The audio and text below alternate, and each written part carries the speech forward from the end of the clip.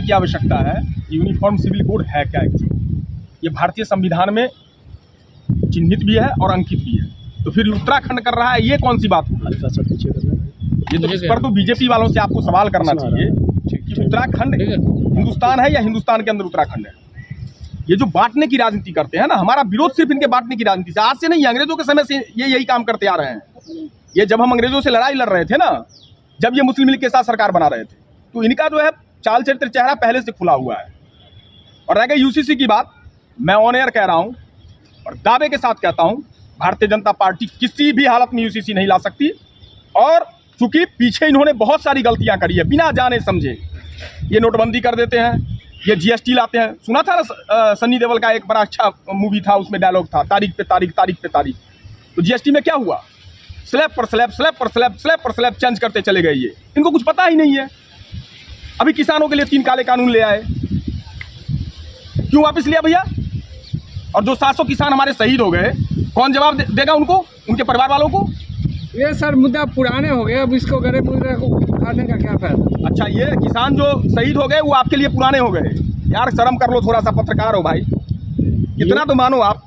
सारी तो आप ही लोग के बदौलत अभी हिंदुस्तान बचा हुआ है, नहीं तो सारी तो आपको पता है कि कहानी क्या है। अगर यूसीसी भारत में लागू होता तो करेंगे तो सरकार लेकर क्यों आ रही है? बस ये एक अफवाह फैलाना चाहते हैं इस देश के अंदर। ये मणिपुर की जो हिंसा है ना, उससे ध्यान भटकाना चाहते हैं।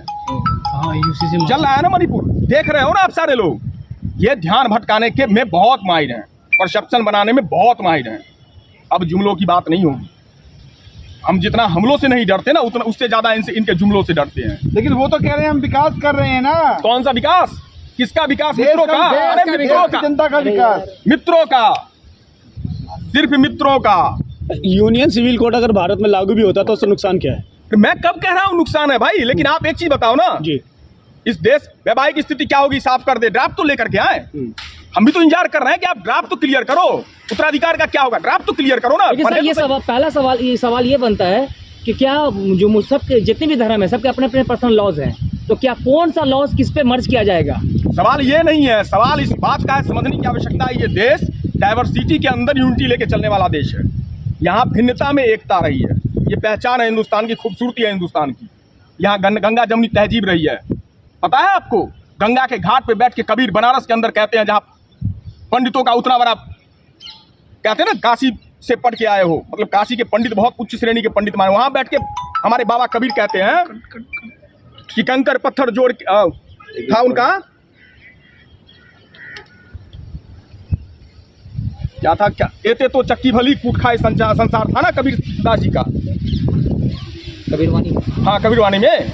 वहाँ खिलाफ करते हैं कि पाथर पूजे हरि मिले तो मैं पूजू पहाड़, एते तो चक्की भली कूट खाए संसार। और मुगल जब शासन कर रहे थे तो उसके खिलाफ कहते थे कंकर पत्थर जोड़ के मस्जिद लियो बनाए, तापर मुल्ला बाग दे क्या भरा हुआ खुदाए। वो कबीर की धरती से मानते हैं भाई, कैसे बांट लोगे? सरकार कहती है कि एक राष्ट्र और एक कानून होना चाहिए। सीआरपीसी पता है आपको?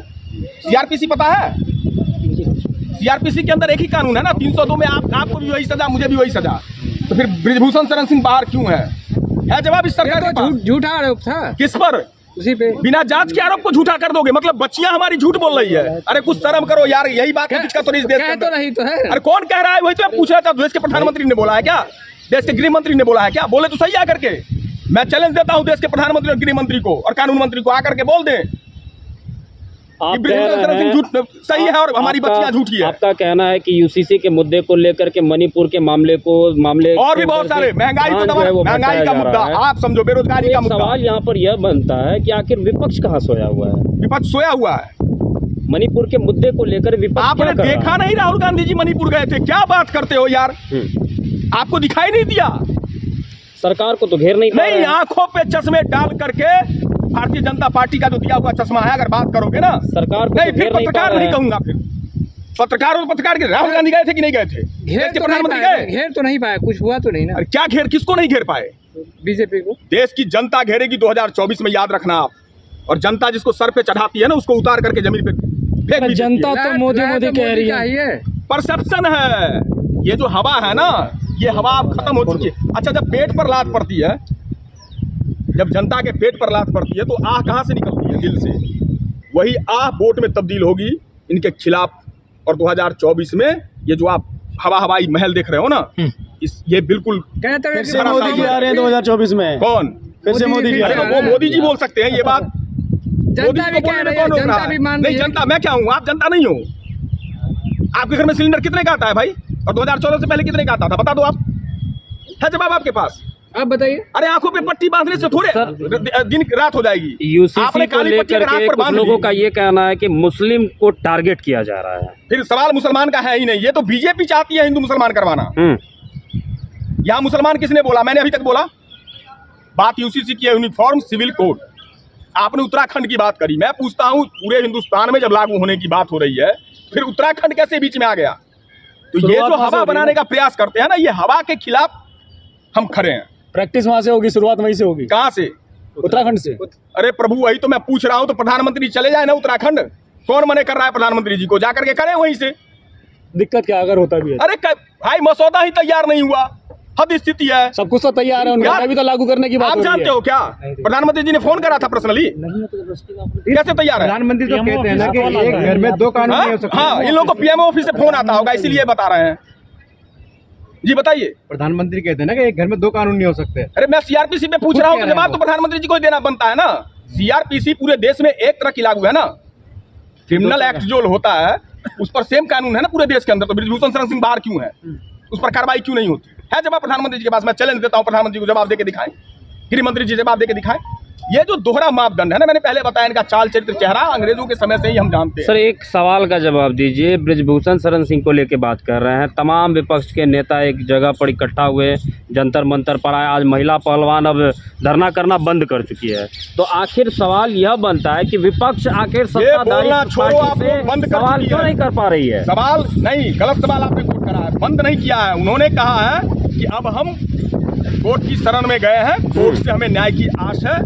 भारत में आज भी जब हम गांव में, आप भी गांव से हो, मैं भी गांव से हूँ, जब एक दूसरे में तकरार होती है तो हम लोग क्या बोलते हैं एक दूसरे को?